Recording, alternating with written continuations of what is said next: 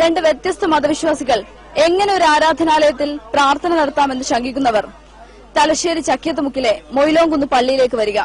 കടലിൽ മീൻ പിടിക്കാൻ പോകുന്ന മത്സ്യത്തൊഴിലാളികളെ ആപത്തുകളിൽ നിന്ന് രക്ഷിക്കുന്നത് തലശ്ശേരി ചക്കിയത്തുമുക്കിലെ മൊയിലോംകുന്ന് പള്ളിയാണെന്നാണ് നാട്ടുകാരുടെ വിശ്വാസം. അതുകൊണ്ട് തന്നെ ഇവിടെ എത്തുന്ന വിശ്വാസികൾക്കിവിടം ഒരേ സമയം അമ്പലവും പള്ളിയുമാണ്. മുത്തബലിയ തങ്ങൾ എന്ന് വിളിക്കപ്പെടുന്ന ഒരു വ്യക്തിയുടെ ശവകുടീരത്തിൽ ഹിന്ദുക്കളും മുസ്ലിങ്ങളും ഒരുപോലെ ആരാധനക്കായി എത്തുന്നു. മുൻഗാമികളായ ആളുകൾ വളരെ വർഷങ്ങൾക്ക് മുമ്പ് ഇതിങ്ങനെ രണ്ടു കൂട്ടരും സംയുക്തമായിട്ട് നടത്തി പോരുന്നതാണ്. ബീച്ച എന്ന് വിളിക്കപ്പെടുന്ന നബീസുമ്മയ്ക്കാണ് പള്ളിയുടെ ഇപ്പോഴത്തെ പൂർണ്ണ ചുമതല. തായ്വഴിയായി ലഭിച്ച ചുമതല നിറവേറ്റാൻ എല്ലാ വ്യാഴാഴ്ചകളിലും പള്ളിയിലെത്തി നബീസുമ്മ വിളക്ക് കത്തിക്കും.